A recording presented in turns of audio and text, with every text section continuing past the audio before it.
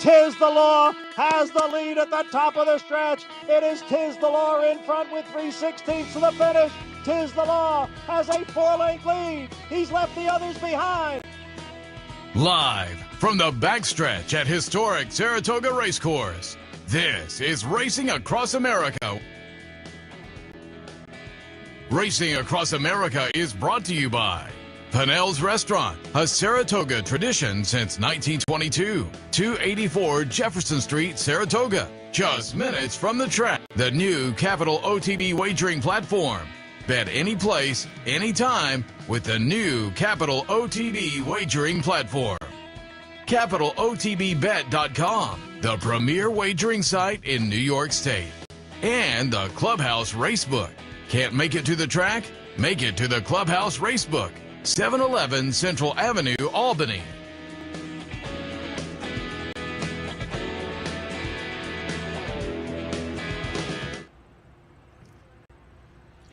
Good morning and welcome to Racing Across America. It's Whitney Day, so we're happy you joined us. A big day. Don't forget, there's an earlier post time today, 12:35. So if you're headed up here, make sure you mark that a little bit earlier on a big Whitney Saturday with great stakes action. We went over a lot of it earlier on the handicapping show, but we'll be touching on some of these races during this next hour as well. Should be a really fun hour. Coming up in a few, we'll be joined by Jim Gluckson of the Breeders' Cup. Whitney today is a win and you're in race. They have a handful of win and you're ins up here at Saratoga. Also the Breeders' Cup Future Wagers coming up this weekend. We'll hit on that and more with Jim. Wesley Ward scheduled to join us a little bit later on as well. His Golden Pal won the Troy yesterday. Just a fabulous racehorse. But we'll talk about that one and some other horses he has coming up and looking back as well.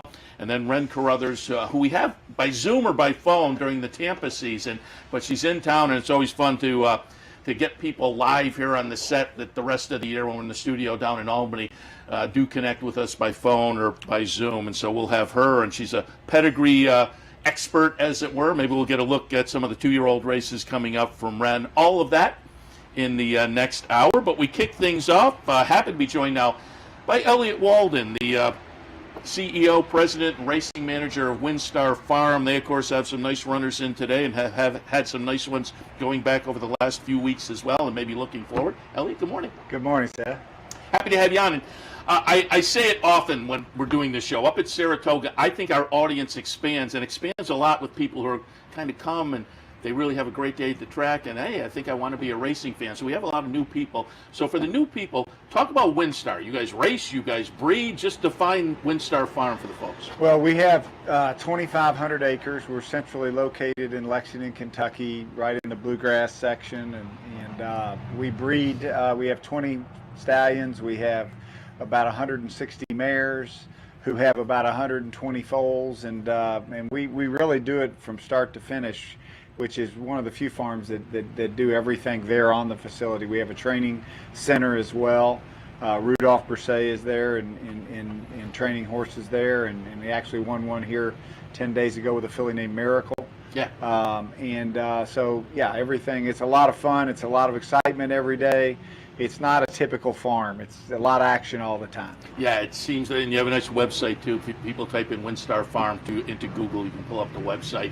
Keeps up with the entries and results and whatnot, and you can learn a little bit more about that. And on your side, going into bio information, you were a trainer for a while, and you got into the game. It was a family business essentially, right? That's how you got in. Yes, sir. I'm third generation horseman. Nice. So, and your training career, you started John Gosden and Leroy Jolly. Yeah, Leroy Jolly up here when I was 15 and supposed to be 16 to have a license, and Leroy said, "Don't worry about that. We'll get that solved." So statute of limitations is up. Yeah, that's right. Yeah. Genuine Risk. I was going to say any of those Firestone horses. Oh yeah, it was unbelievable. Great learning experience. Very grateful to be up here with him, and was up here 3 summers. Nice.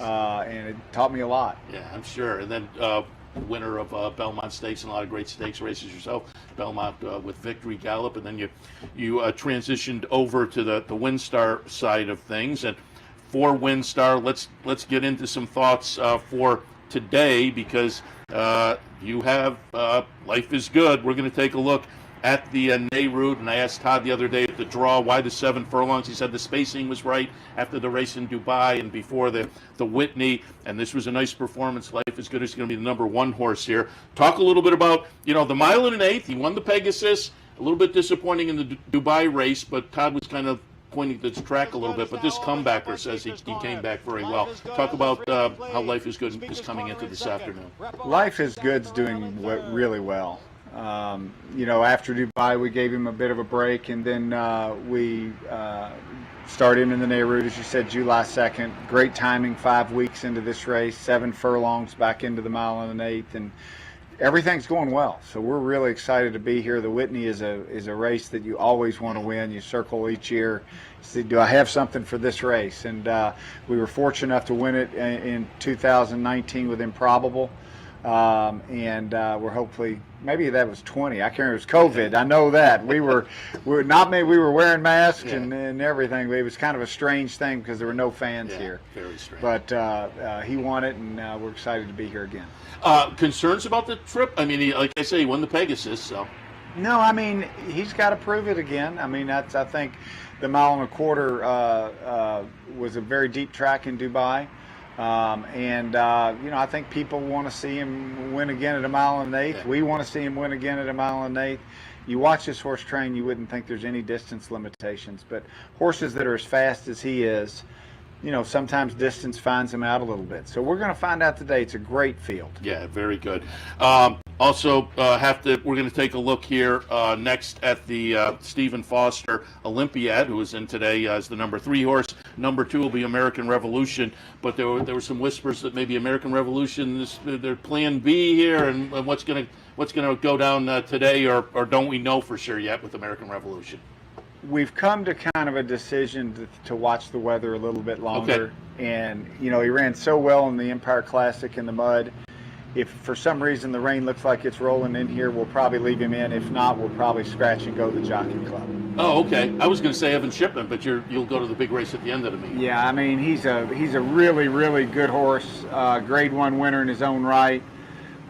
He gets beat 2 lengths to Olympiad there. He's got and a it was a shift nice weight. Confidence builder and a rebound off the blame. And again, I asked Todd about that the other day. He said we weren't looking for the blame, and so. Well, we were looking for the commentator, and it didn't go. And so we flipped the next week to have to ship him all the way to Churchill. Then we left him there. It's a tough decision because he's a really good horse, but at the end of the day, we don't think that he can beat Life is Good. Okay. And so we're going to give ourselves the chance to possibly run in 2 Grade 1s. Now, if it turns muddy here, he's still in as we speak, and we're gonna monitor that up till 1 o'clock or so. And being Saratoga, that's probably you never know. You never know. I thought yesterday I got caught in a rainstorm walking home from the sale. We've had 2 crazy rainstorms here where it's blazing sun and pouring rain. Twice that's happened here. I asked my wife why she didn't come get me. She said, well, she was downtown and it wasn't even raining. So you never know. Yeah, so as I say, a prudent decision. All right, let's also talk about taking a look at the Saratoga Derby, because Emmanuel's scheduled there, and we were talking on the handicapping show. Emmanuel scratching out of the Belmont Derby kind of left things to Classic Causeway on the front end. Emmanuel, a front end kind of a horse, and we're going to take a look, in fact, at the Pennine Ridge, where he wins on the front end, going back to June 4th. Emmanuel going to be the number 6 horse here. But what are your thoughts this afternoon, particularly after what we saw with the move to the grass last time with Classic Causeway on the front end? Can't wait to see him run back. Really excited. Unfortunate situation in the Belmont Derby where we had to scratch. The horse has really come alive on the turf. His last few workouts, he's been head and head with Annapolis. I don't know if those races are on where somebody could watch him, but he's right there with him, and he's the kind of favorite. So I think it's a really good race for him. I think he will be up close. I don't think he needs the lead. Okay. So if things get a little crazy in front, or Classic Causeway has to have the lead, I think he's very tractable in his way he wants to lay. So I'm just glad to get him back on the grass in this quality of field. It's a very good field. Yeah, very good. You have good horses from Europe. You have the best horses on the turf here. $1 million. Let's see what happens. And I people who watch me enough know I love this subdivision. 3-year-olds on the turf. It seems like there's spots starting at Gulfstream in the winter and venues all around the country. The 3-year-old stakes on the turf are a lot of fun.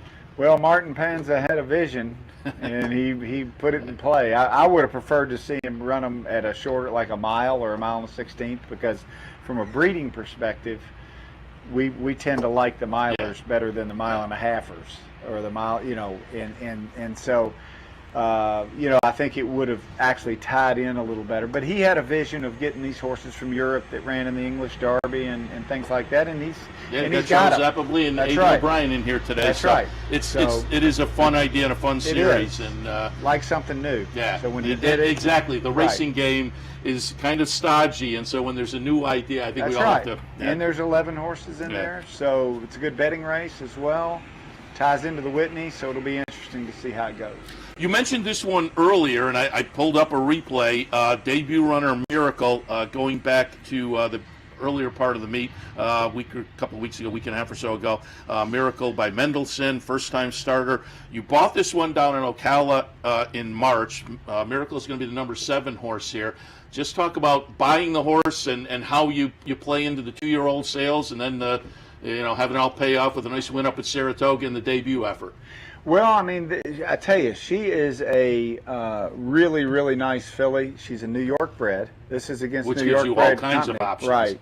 But I think she could have won open the way that she won. But the thing about Miracle for us was she was the first horse that we brought off our training center and ran. So basically, she was here a week. And all she did was pop out of the gate to get okayed. We had broke her on the farm. We have a full facility with, and you can see on the I'm looking at the PPs here. WSR. She had 8 works there.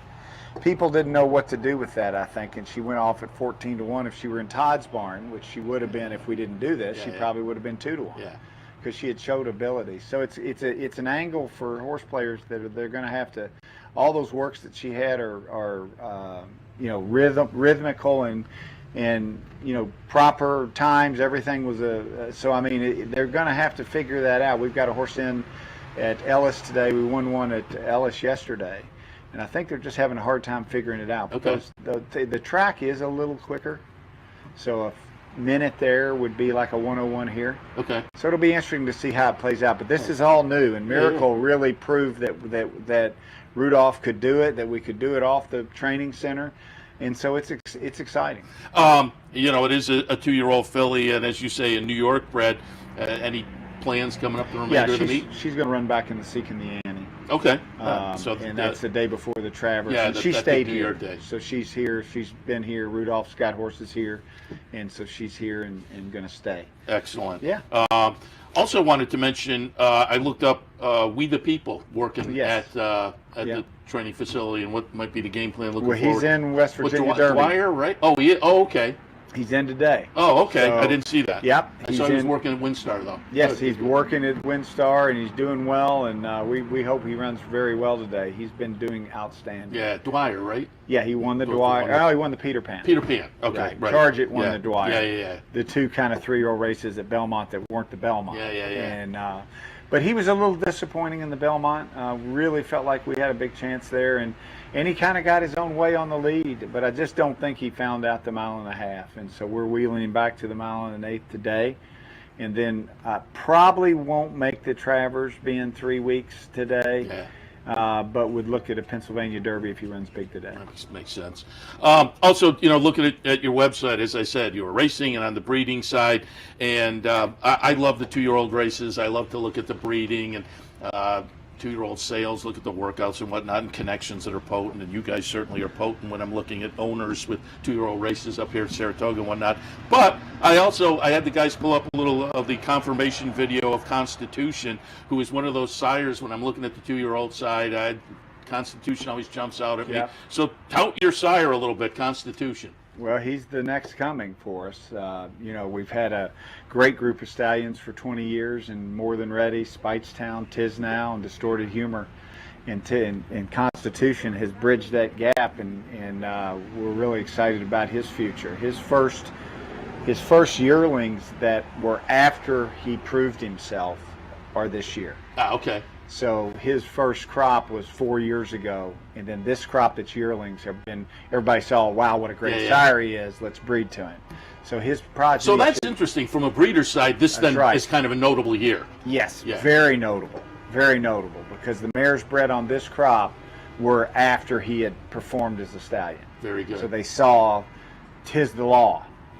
They saw all the horses he had in his first crop. So we're real excited about this yearling crop. And typically what happens, Seth, is from first, second, third, fourth crop, the quality goes down on the mares until they either they hit and it goes back up, or they don't and they they don't go. But someday we'll get you in here to talk more about that, because I find that all fascinating. That first year they can pop up, and then you're 2 or 3 years later you're kind of like, But as you say, the mare, they just get it quality's half until it's all proven, and then boom. I know in my family the mare's half of it. So.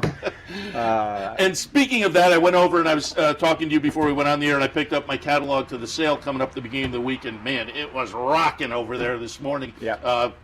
4-block radius with no parking, and the horses were out and people were looking. Are you buying or selling at the sale? Both. Very good. We're looking, and we have a couple in. We have a Bolt d'Oro colt that's very nice. It got off to a really good start. Yeah, and we have a Justify filly. Very good, very good. And so we're excited. Do you guys participate on the weekend in the New York bred sale? We will. We bought American Revolution there 2 years ago. Oh, right. And we bought a horse named Diversify a few years back that turned out to be an exceptional. Won the Whitney. Yeah. And so that sale's been good to us. Yeah, it has really moved up the last 5-10 years. Absolutely. Yeah. So it's I always tell people, if you're new to the game, come pick up a book. You'll help you learn a little bit about breeding. But it's a great atmosphere over there as well. A lot of fun. You get the 7 figures, and everybody's excited about that. A lot of dreams. Yeah, a lot of dreams. The New York bred sale again on the weekend is kind of fun too. Elliot, we really appreciate it. As I said to you when you sat down, with the sales and the big racing day, I'm sure you're very busy, but we appreciate you taking a little time this morning to join us. Oh, I don't have my card, but all our guests on Saturday, and I will get it to you in the commercial, get a gift card. I'll give you a gift card to Pinnell's. Go over and have dinner on us. Thank you. So Thank enjoy you so that. much. It's a show of appreciation, but we do appreciate you showing up. And the lasagna, the steak's good too. Steak's awesome. Yeah. But we really appreciate your stopping by, and again, good luck going forward, not only here, but at the sales as well. And again, we appreciate the visit. Thank you, Seth, and good luck to everybody today. It's a great day of handicapping. It's a great day to be a fan of horse racing, and hope life is good at the end of the day. Yeah, always a great day at Saratoga. Yeah, it is. Elliot Walden, the President, CEO, Racing Manager at WinStar Farm. We will take a break. When we come back, Jim Gluckson from the Breeders' Cup. Stay tuned. For 4 generations and looking forward to a 5th, Bruce Cerrone and his family have continued their 99-year tradition of delighting their faithful following with the finest authentic Italian recipes made with the freshest ingredients. Some things have changed in the last 99 years, but not Pinnell's commitment to the finest in Italian cuisine. Pinnell's Italian Restaurant, a Saratoga tradition since 1922. 284 Jefferson Street, just minutes from the track. Capital OTB is now streaming live on Roku. The RTN Racing channel on Roku lets you watch OTB TV live through your Roku device or your Amazon Fire Stick, rather than being limited to computers and mobile devices, which means you can now watch OTB live wherever you are.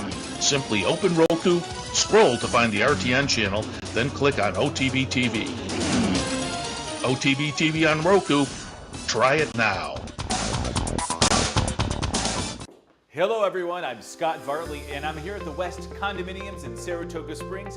And guess what? We are down to the home stretch. Everything is 2 bedrooms and 2 baths. Come make a selection of one of the greatest condos ever to be built in Saratoga Springs. We're starting in the upper 5s and the only rooftop penthouse available now under construction. Wow, just look at this patio. We have a rooftop pool, heated garage, balconies, and a gym. Call me at 518-281-6808.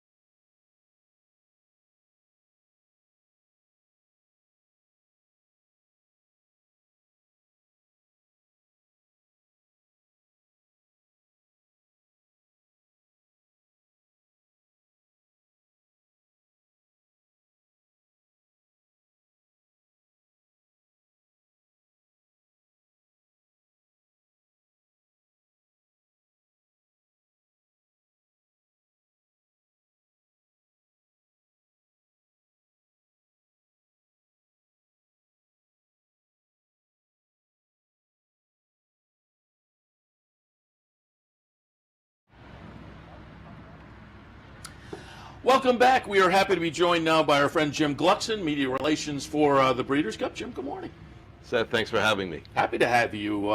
You're a regular up here on the big race days, particularly these win and you're in days for the Breeders' Cup. And I always like to catch up and remind people, you were at one point a Saratoga guy, right? I was graduated from Skidmore College here with a degree in political science, and it got me a career in racing. So I don't know how that happened, but it turned out okay. There's some I guess. Politics to racing. Yeah, definitely. Oh, it's great to be up here, and we're excited today for our Breeders' Cup Challenge. When you're in here for the Whitney, a great history of the Whitney and the Breeders' Cup Classic. Of course, in our program, as many people know, the entry fees for the winner are paid for, and you get an automatic starting position in the Longines Breeders' Cup Classic.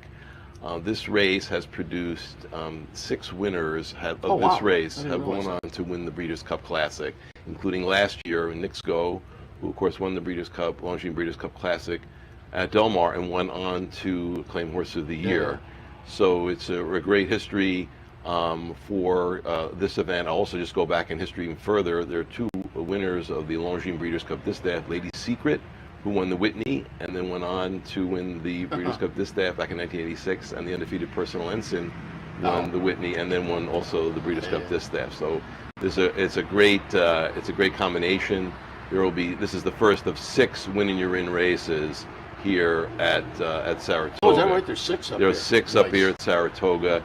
The series started here in Saratoga in 2007, and there were 24 races at the series the first year, just in the United States. We now have 82 races in 11 countries, and we're all over the world, 5 continents, and it's been very successful. It's a prestigious to win one of these races. I would also say this year, one little wrinkle we've added to the series in the United States. In 11 of the 14 divisions, we're crowning these winners as regional representatives through the Challenge Series, East, Midwest, and West, to kind of add a little bit of more of a rivalry of when these horses are coming in to participate, not in the Classic division because we have more than just 3, but we've streamlined the series in that respect. So that's, it's all very encouraging, and again, excited now in the 15th year of the program and to have a great participation. Yeah, in anticipation of you coming on, I pulled up the website, and folks can go visit the Breeders' Cup website. Always a lot of great information there. But I was looking at the Win and You're In series and what's been run so far and what's to look forward to, and what did jump out, as being an interesting and fun change over when the series got instituted is the international aspect.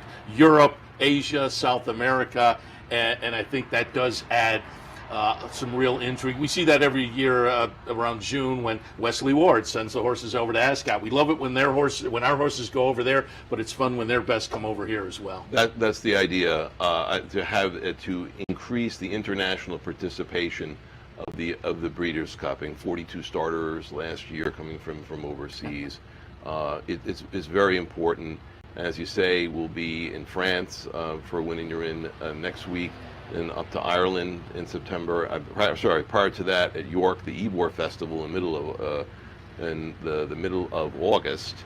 The judge for the international at York, which is the only European Win and You're In for the Breeders' Cup Classic. So it's very, very interesting and intriguing international participation. Speaking of international, the pandemic years, unfortunately, we haven't, but our friends up at Woodbine, we have typically gone up Woodbine Mile weekend, and the Woodbine Mile is Win and You're In, but the 2-year-old races up there, the Summer and the Natalma as well. Those are fun 2-year-old races that propel horses. It's a great program. It's a great day. Wasn't Pizza Bianca last year? Yeah, right? I think it came through, and it was a champion, and we love it. You mentioned yesterday Golden Pal winning, a 2-time Breeders' Cup champion. It's tremendous throughout the year. It's what the Challenge Series does as the horses qualify. Just another link to the Breeders' Cup. It's a year-round program of qualifying, and it gets great exposure for that. So it's terrific, and we're very pleased. Our broadcast will be on NBC today as a part of the Breeders' Cup Challenge Series, Winning Your Inn, presented by America's Best Racing. So it's really been terrific. Yeah, I had Randy Moss and Jerry Bailey on yesterday, so looking forward to. Yeah. And I said to them, when I went down the chute, the beginning of the meet, the brand new chute, they'd taken out your broadcast location there, but then the other day it popped back up. So, good. Because it's a great location on the turn, and the facility in the background, and so again, should be a fun broadcast today for the Winning Your Inn. Then after the race, they get the nice purple Breeders' Cup blanket. That's right. It's very, very special. Just a segue. Oh, they didn't put you're wearing the purple shirt. There you go. I came dressed for the occasion. Media guy. Yeah. You What can I do? What can I do? I should have worn a purple tie. Just segueing in from this very important race, the Whitney here, we are having the first of two Breeders' Cup Classic, Longines Breeders' Cup Classic future wagers. Which should be fun. Wagering opened yesterday at 12 noon. It's a $2 minimum wager, 24 betting interests. 4 horses in the Whitney are in a group of 20, and so we'll see what happens. Certainly after today, the wagering is open on all of the major websites, to ADWs, excuse me, to wager on this Longines Breeders' Cup future wager, closing at 6:30 p.m. on Sunday, and we're back again September 2nd. For a second future wager. So I think we'll find some interest in that. So I think and after today, obviously, we'll see what kind of movement we have. Yeah, and I say when we talk about the Derby future pool, right. I always say on a weekend like this, don't bet. Yeah, wait until you see the results today, and then go into tomorrow, and maybe you'll have a sneaky one. Maybe you'll see a trip today that you think, maybe we can improve on that.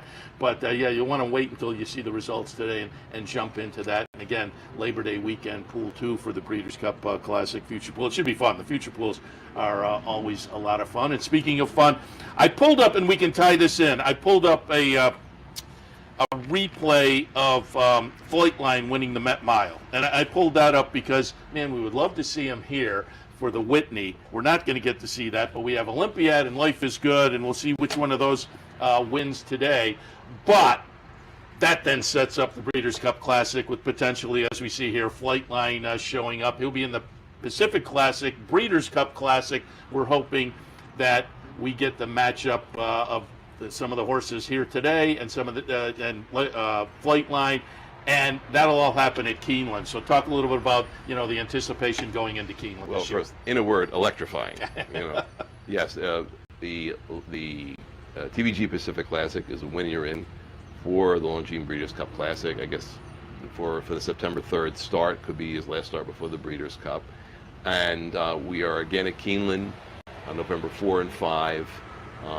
We had the 2020 Breeders' Cup under pandemic conditions at Keeneland. We could not have fans at the event.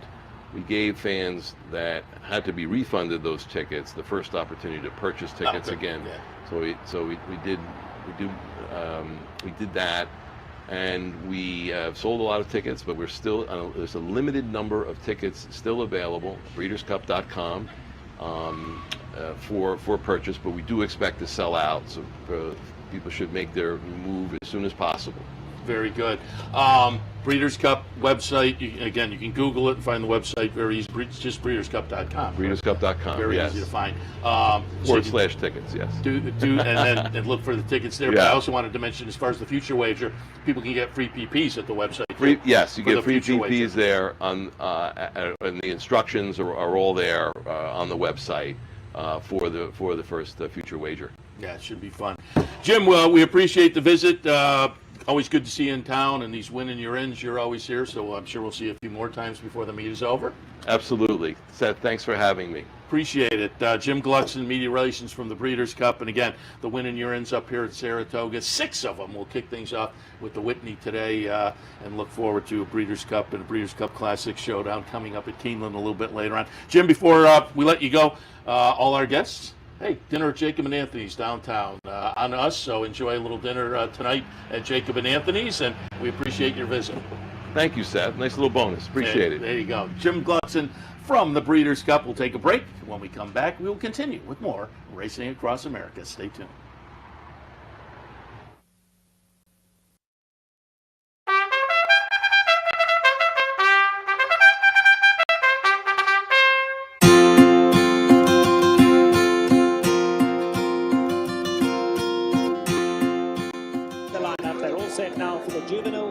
this turf. 14 of them across the track. Is sent on their way. And of the dance on the outside, broke a little sideways, but broke KK. But meanwhile, it's going to be stopped. But running on now, and Somali Lemonade's got 8 to make up. They come to the top of the lane. Stop. Shopping Maria's got a lot left. Stop. Shopping Maria goes on. Sweet Cat is right there. Hard not to like. Royal Body is running on. Past the 8 ball way comes. Stop. Shopping Maria for the run. Still under a hand ride as they come to the 16th. Stephanie's Kitten coming out late. Here's Stephanie's Kitten coming fast. Stephanie's Kitten. Stop. Shopping Maria. Stephanie's Kitten's water.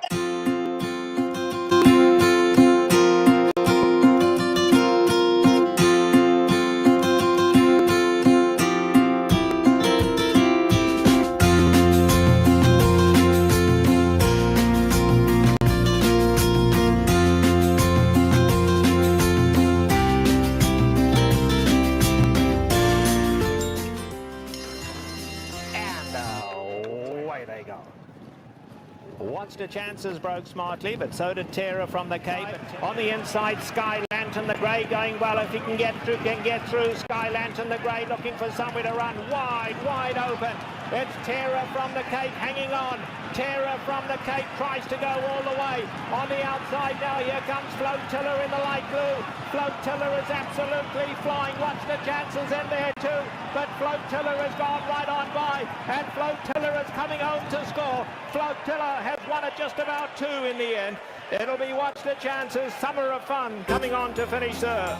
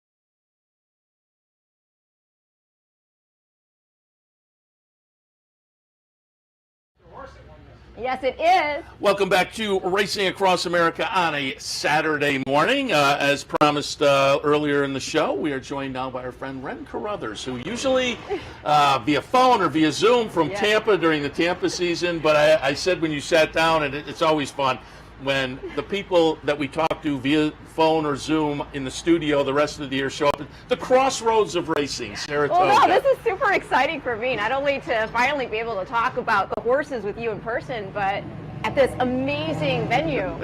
So it is incredible. Yeah. And should we reiterate your I almost didn't make it here yesterday. You can check my Twitter feed for more. The whole saga is documented, but long story short, we ended up having to drive 7 hours up, and we're going on probably maybe 6 hours sleep total over 3 days. That seems to be kind of a common theme for travel for people this summer, but we're thrilled you made it here. Thank you. And before we get going, I do want to allow you to talk a little bit because, again, looking at your Twitter feed and whatnot, if folks are going out looking at social media and whatnot, you do some things for Breeders' Cup, you do some things for America's Best Racing. I saw you had an interview with Shug, and just tout your other endeavors that people can find. Well, yeah, the Breeders' Cup right now is my main thing. I do provide selections for Woodbine. There's also, of course, Tampa Bay Downs. I am honored to be their host analyst on the simulcast feed, and I love the racing there.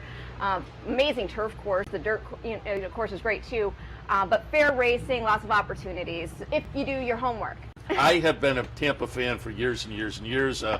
My father, when he was still alive, was retired down a little below, and I would go spend some time in the wintertime and then go up to Tampa and Margot Flynn and company. Oh, I love Margot. And I agree with you that when they added the turf course years and years ago, that was a great move. It's a nice little facility. It's the perfect size that you get a little crowd in there. There's a fun buzz, and the racing is fun. The heavy hitters are going there. Chad Brown's running like Bleecker Street. Hello. Yeah. No, the turf course is getting a lot of folks coming over from the other side of Florida. And then You may be too young. No, I think everybody's the monkeys. I'm older than I look. The monkeys. I was watching the Tampa Bay Derby at one point years and years ago, and I realized the guy standing in front of me, looking up at the TV, just hanging out with the rest of was Davy Jones from the Monkeys. Are you serious? Davy Jones. Oh my gosh, I love it. That's crazy.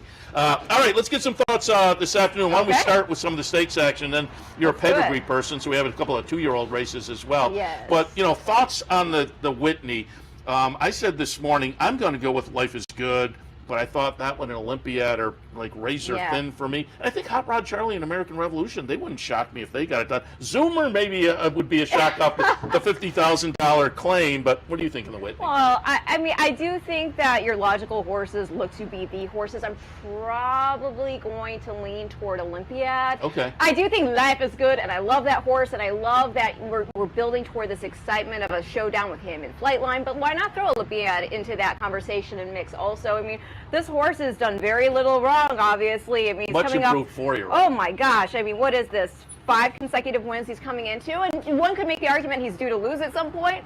But it just looks like this race is going to set up for him. Now, as far as Life is Good, I know a lot of people. Obviously, he's already won at this distance, but I saw, and I've seen and heard people make comments about, well, what about the distance going forward? And I would just say to that, I thought he ran very gallantly in the Dubai World Cup, and I actually talked to Todd Fletcher, and I asked him point blank, was it the distance that got to him? And he didn't think it was. The track that day, if you look at the times, those caliber of horses putting in the times that they were putting, it was the track, in his opinion. So I wouldn't count this horse out, as far as the Classic goes, but we're talking about the Whitney today. So yeah, would I be shocked if he wins? Absolutely not. But I'm probably, again, going to lean toward Olympiad. If Hot Rod Charlie can get out of his own way, why not there too, right? I at the draw the other morning, Leandro Mora, the assistant to Doug O'Neill, was there, and I said, what are your expectations on Saturday? He said, high! So they're looking for a good result. We'll see.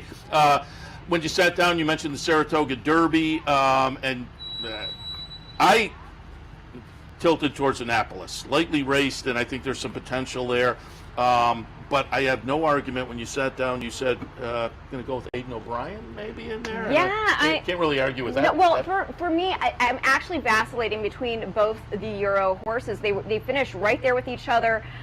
Nation's Pride for Godolphin, Appleby, Buick. I mean, Buick. Just what this guy has done is exceptional. He is a jockey with just impeccable skills. And the fact that he's out here to ride is obviously encouraging. And then, Stone Age. So I'm vacillating between the two. I'm not sure if I'm going to lock it down just yet until we get a little bit closer. That's fair. But that being said, if you watch that race back with Stone, I'm slightly leaning more toward him, only because he's faced, I feel, deeper competition as overall. And on top of it, if you watch that race back, he was going to make a move, and he had to check back out, and then it looked like he was going to make another move. And then finally, when he did, he had to come out, go around, and he actually floated the Appleby horse out just a touch as they both were coming down the wire. But he got first jump, and then we just had the other horse come up and get second over him. So I feel like it was close enough, but I do feel like Stone Age may have ultimately ran the better race overall. I mean, and it's not bad. Yeah, you're losing more, but you're getting Johnny V. So yeah, and.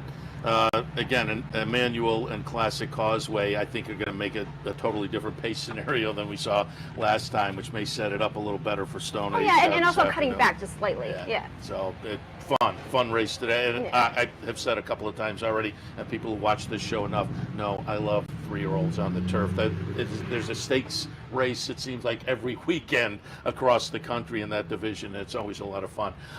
You're a pedigree person, and I appreciate it. And there are a couple of 2-year-old races today that we'll get some thoughts on. I appreciate it because I love the 2-year-old races up here. I think as a handicapper, you can find things that aren't on the page. If you spend a little time, you can look up the breeding. If you get familiar with connections who like to win early up here at the auctions, you can watch the workouts or get the times and whatnot. So I think the 2-year-old races up here are a lot of fun. Be interested to hear your opinions, taking a look at maybe some of the pedigrees.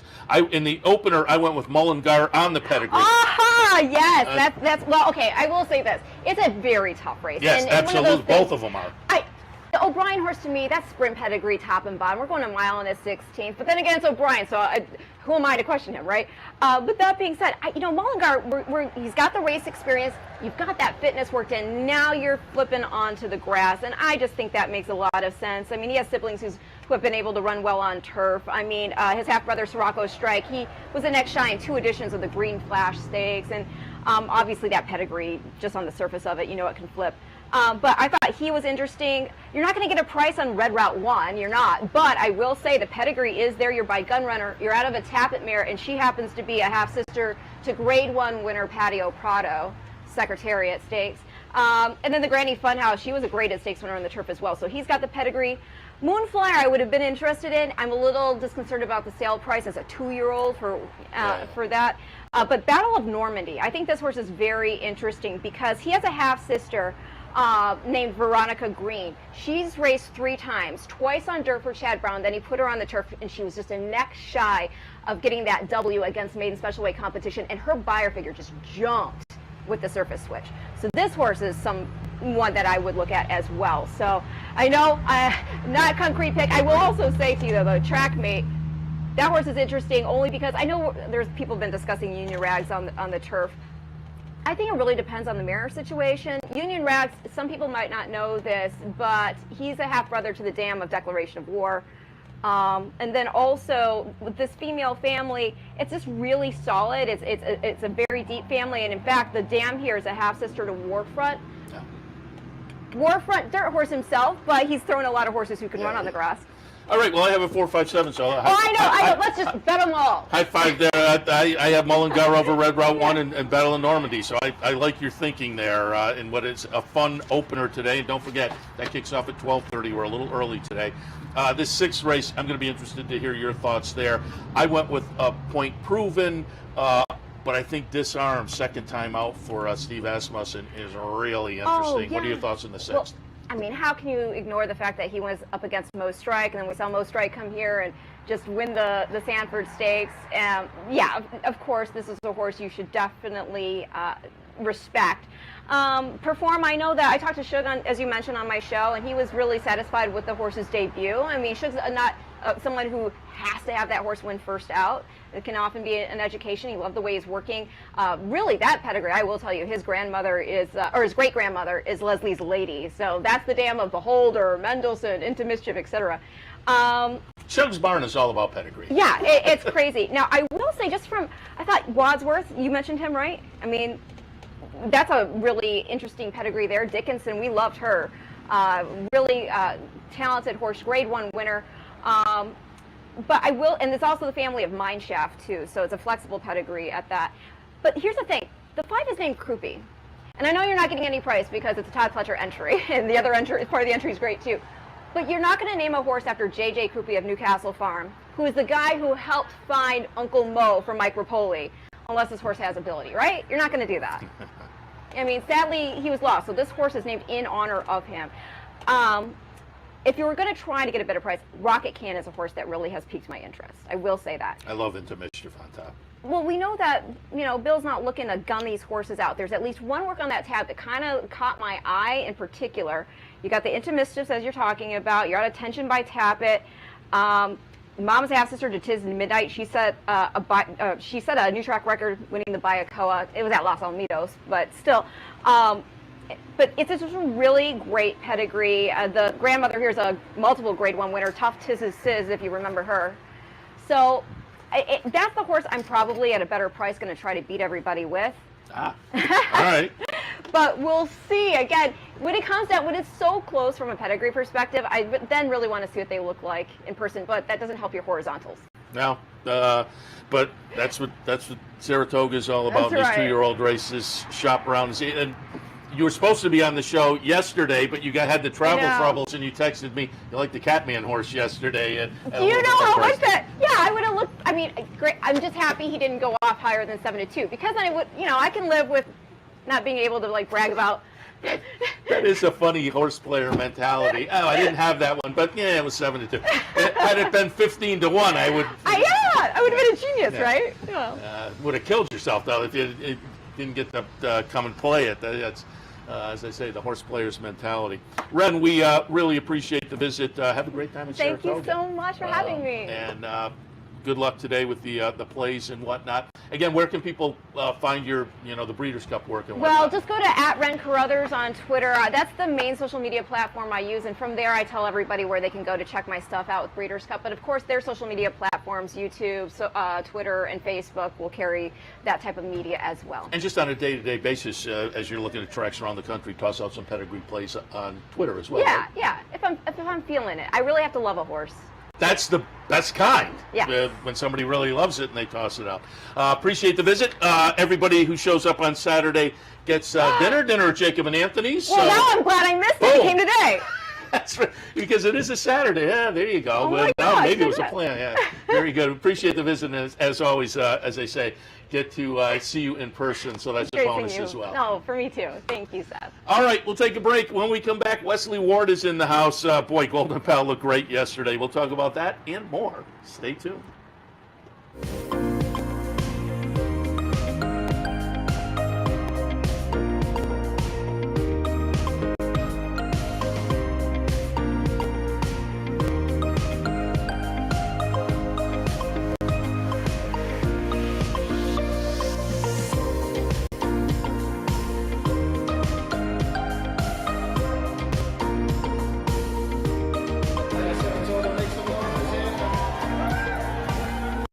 For 4 generations and looking forward to a 5th, Bruce Cerrone and his family have continued their 99-year tradition of delighting their faithful following with the finest authentic Italian recipes made with the freshest ingredients. Some things have changed in the last 99 years, but not Pinnell's commitment to the finest in Italian cuisine. Pinnell's Italian Restaurant, a Saratoga tradition since 1922. 284 Jefferson Street, just minutes from the track.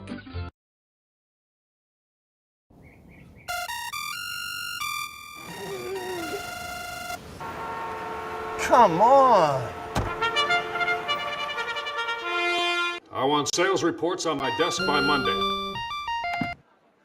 Whoops. My bad. Love racing?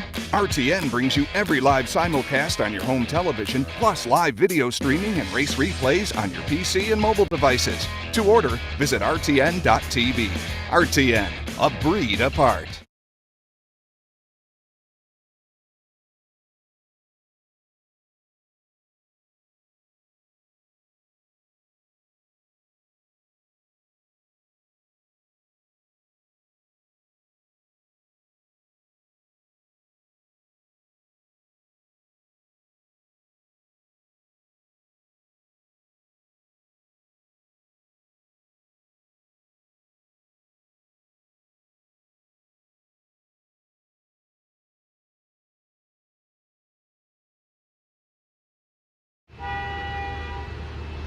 Welcome back to Racing Across America. As promised before the break, happy to be joined now by Wesley Ward. A nice stakes win yesterday. We'll hit on that and more. Wes, good morning.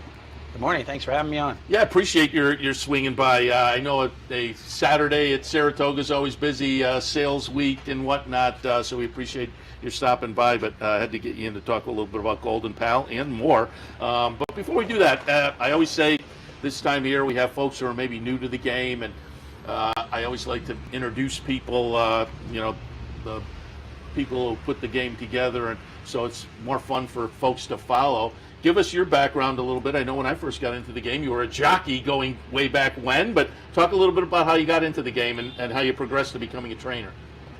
I'm originally from Washington State, and family was on the racetrack.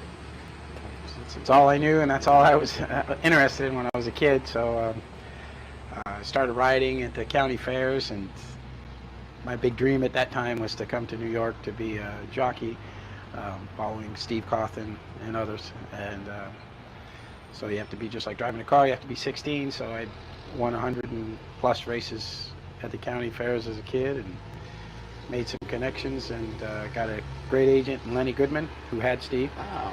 And we moved back here, and first year was like a dream. Talk a little bit about that first year. Were you up here? Yeah. I started March 3rd is my birthday, so I started in March at Aqueduct, and Didn't waste any time. No. And kind of got going pretty good, and when we got to Belmont, all the jockeys came up from Florida, got a little tougher, but as soon as we hit Saratoga, I sort of caught fire and went 4 one day and made it up to leading rider here with about a week to go in the meet, and I got a 7-day suspension, so I couldn't. I had to take that. You made it to leading rider as an apprentice? As leading rider. Oh, wow. I was tied with Angel, and I had to take a 7-day suspension. Then we fell into Belmont, though, and I was leading rider at that track, so that in Meadowlands. And then the Eclipse, right? Yeah, it was a great year. Yeah, that's incredible. Very good. And then how did you transition over into the training side of things? Well, Mother Nature, here I am, doubled in size, and so I fought it as long as I could. I made it 5.5 years of being a jockey, and at the end it was just, I couldn't do it anymore. Yeah. And then naturally I just fell right into training. And you're having a great training career, obviously, and I always say, we do a handicapping show as well, and when Wesley Ward has a sprinter on the turf, I always take an extra look. It seems like you have a great feel for that side of the game, and that showed yesterday with just a fabulous turf sprinter. We're going to take a look at yesterday's Troy. Golden Pal's going to be number 5 horse here. Ding Dong Battle with True Valor, the number 6 horse. Thin White Duke, the number 7, comes up late. But give us your impressions yesterday of the victory in the Troy. Well, it's just a really special horse, and I've been up here with him the whole time, which generally over the years, my main base is at Keeneland, so I'll spend the majority of my time there kind of going back and forth. But with this horse, he's just so special. When he came out of the stall, I wanted to be right beside him until yesterday. So he came through for us, and he's a really, really, it's to get a horse like this in a career is just a blessing. 7 wins in 10 starts. We're approaching $2 million. Tried him at Royal Ascot, and there was you can give the fluky story there behind that. Yeah, it was just a shame. He went over as a 2-year-old in his second start as a maiden, and he was just beaten on the line. And we tried last summer. We went to York and put the great Frankie Dettori on, and no real excuse. We just got beat, and it was kind of a head scratcher as good as he was coming into the race. So I was looking to go and sort of vindicate and showcase such a great horse, and I was very, very confident going into the race because everything had gone down to just perfection as far as a trainer bringing a horse to a race. And my great friend and owner, Steve Cawthon, walked the course with Irad and I on opening day. He ran, and Cawthon had the great career over there as well. Yeah, and so he gave him all the insights to the track and where to be. It's a straightaway, and Irad being his first ride at Ascot. And I told him, I said, it's kind of like the Kentucky Derby over there. When the last horse goes in, they kick the gate. No matter, here you'll see, and if a horse is acting up, you'll hear the comments from the starters that are holding, or the handlers holding onto the horses. Wait. Well, there, it doesn't matter. They go. So I told him, be ready. But there was one horse, a long shot, behind the gate that was being unruly, and the riders in England know that the starter will just call him out anytime and click the button without giving any notice, but Irad didn't. So he's looking back at the horse that was being unruly, and the starter clicked the button, and Irad almost fell off, and the race was over. Yeah, but again, that was last time. It was a good comeback yesterday. Nice win. What's up next? Well, we're going to get him back to Keeneland, home track, and we're going to think about the Phoenix Stakes being on dirt. On his home track. We'll give him a few workouts on the dirt, and my Uncle Mo, he should certainly take to it. He always has in the mornings. Give no indication that he has, and I've had him on the grass because early on he had some minor issues that the grass is a lot more kind and forgiving for horses of this quality and as fast as they are. But there's no reason why he shouldn't, especially for stallion value. If he can show that he can emulate this on both surfaces, his value goes up. That's very interesting. So a good result there, Breeders' Cup Sprint?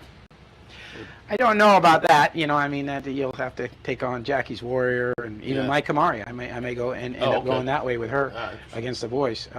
But it will at least show. Yeah, you get that one on the resume, and interesting. All right, very good. Pulled up some other replays going back recently.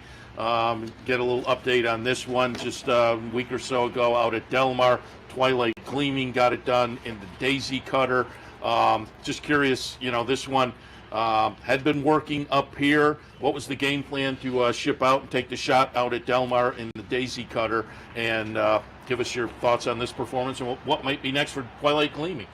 She's such a great filly. She's hasn't been worse than second in her career. We had her here ready to go for Barbara Banke opening weekend, and unfortunately the week prior, the exercise rider tightened the girth up a little too tight, so she kind of got inflamed underneath there. So even though on race day she was fine, we just erred on the side of caution and took her out, and we're scrambling kind of for another race because she was ready, and we put her on a plane. So plan B is to go cross country. Very good. Yeah. And she is one who had some success over in Europe. The Queen Mary Stakes at Ascot last year, runs second, then goes over to France and wins. In those early days at the county fairs out on the West Coast, were you ever thinking, I'll be over in Royal Ascot with the top hat and the tails? I didn't even know that existed. So, but luckily enough, I've been going over there for 15 years. And people point to you now as the guy who has really started the trend, and more people are doing it. What was the impetus to go over and just? It seems like every year now you may be looking early in the year for horses that have the potential to go over there. Absolutely. Starting now at the sales here in the next couple of days at Fasig, I'll be looking for horses that might be precocious with an affinity for the grass. But early on, if you have an early 2-year-old winner and it shows that it likes the turf, then we'll be certainly pointing for that. And again, it's been fun to watch. As an American racing fan, it's fun to watch your horses and now some of the other Americans going over and taking on, because Royal Ascot really is. I mean, we think of Saratoga as a great end-to-end meet, but over there they compress it down to 5 days, and it is high-quality racing for each of those 5 days. So to go over and win there, and you've been very successful, that has to just be a great feeling. And relate to people what that is like, the top hat and the tails, and what's the atmosphere like at Royal Ascot? Well, for any racing fan, if you're an avid fan, you should certainly try at some stage to get over to enjoy that and experience that, because it's just, the greatest horses, and everybody's dressed like we were probably here in the 50s and 60s. When you come to the races, you got to be to the nines there with the tie. But it's just you could feel in the air when you're there just the quality of racing, and it's ingrained in their culture as well, as far as the people over there. They've been coming for centuries. Well, the Queen participates.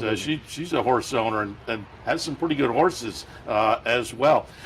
Let's get a little preview today, because you do have one coming up in the test. We're going to take a look. We're going to go back to Churchill on May 19th. Parlance, the number 6, will be the winner. Chi-Town Lady, the number 5, runs second. That was the last out for Chi-Town Lady. What are your thoughts this afternoon in the test? I mean, you have a monster in there. If you can get past the monster, I think the race becomes kind of wide open.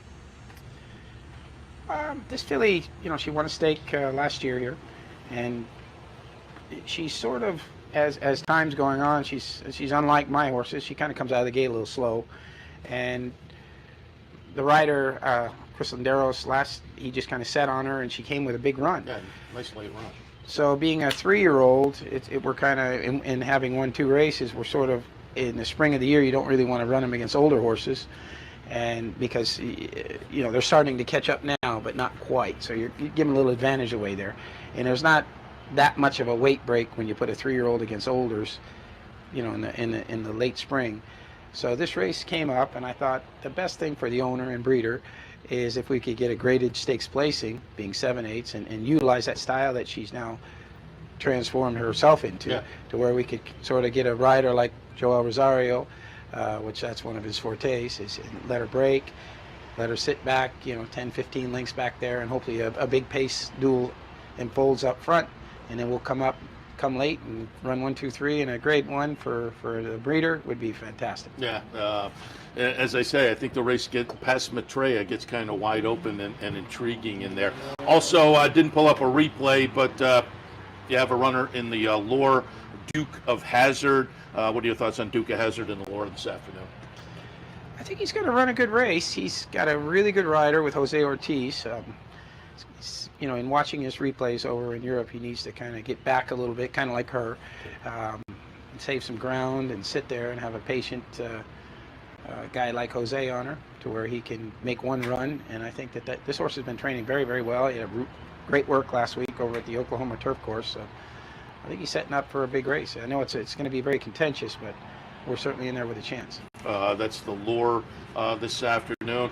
And for folks who are looking out of town, you also have one in the Jersey Shore down at Monmouth coming up, and that's Nakatomi. Another nice little runner for you. 3 wins and 6 career starts so far. Nakatomi had been working at Keeneland. What was the game plan to head to Monmouth this afternoon? Well, we've got Sheikh Fahd in town. He's a great guy. And being as he's here at Saratoga, we opted out to scratch and bring him here this week for an allowance race. All right. So we'll look for that one coming up later in the week?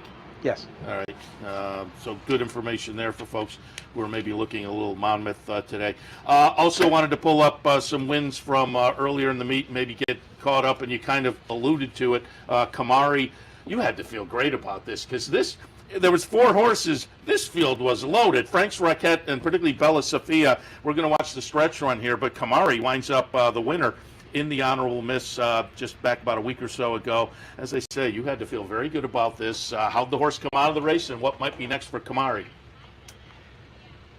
We're pointing to the Breeders' Cup, and I think she's a little better at 6 and 7 furlongs.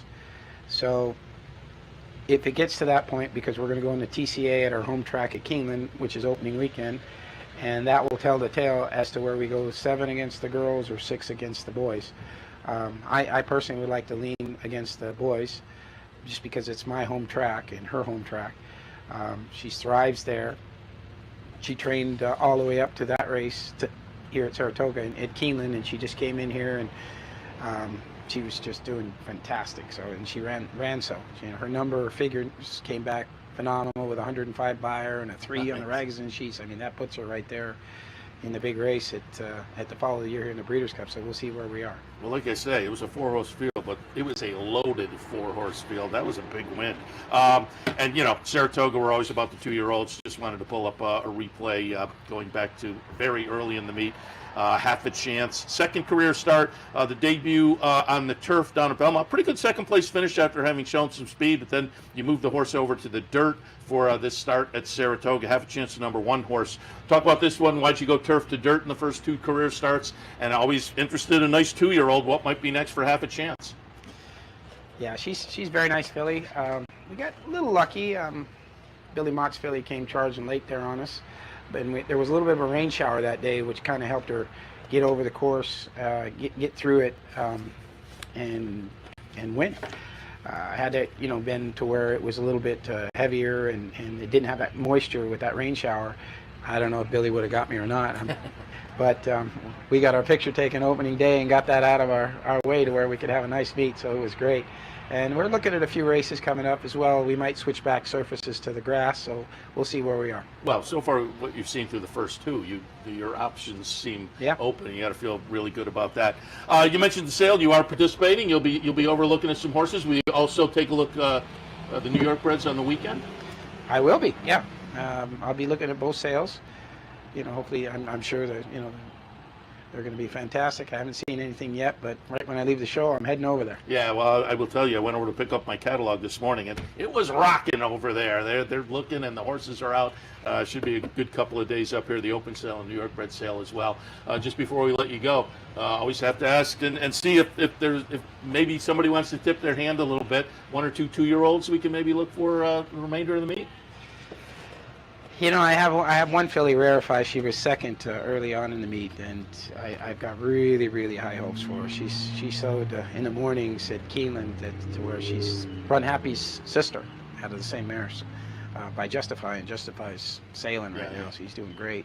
So maybe the track, as I said, a little bit opposite from Half a Chance, where it was really, really dry that day, and it was hard for her to kind of get through, and the race was 6 instead of 5.5, like Half a Chance's race, and but she really got a lot out of that race, and I'm looking forward here in about 2 weeks' time to bring her back. Rarefied. Very good. Wes, we really appreciate the visit. As everybody on a Saturday morning have dinner on us down at Jacob Anthony's downtown. We appreciate you taking the time because obviously big stakes day, sales week. We know you're very busy, but we appreciate your stopping by. Congratulations on the nice win with Golden Pal yesterday. What a nice horse, and good luck going forward as well. Thanks for having me on. Appreciate it. Wes Ward. All right, that'll wrap things up for a Saturday edition of Racing Across America. It's Whitney Day. Don't forget, early post time, 12:35. Great day of racing ahead, so come on up and enjoy it, or swing by one of the parlors, or fire up your Capital OTB bet account on the phone or the tablet. It's going to be a fun day of racing. So enjoy it this afternoon. Back in tomorrow. Handicapper support at 9 a.m. Racing Across America. No, 10 o'clock tomorrow is Loose on the Lead. Steve Bick and I with Loose on the Lead on a Sunday at 10 a.m. So, again, enjoy the racing this afternoon. We'll see you tomorrow morning, 9 a.m. for the Handicapper support.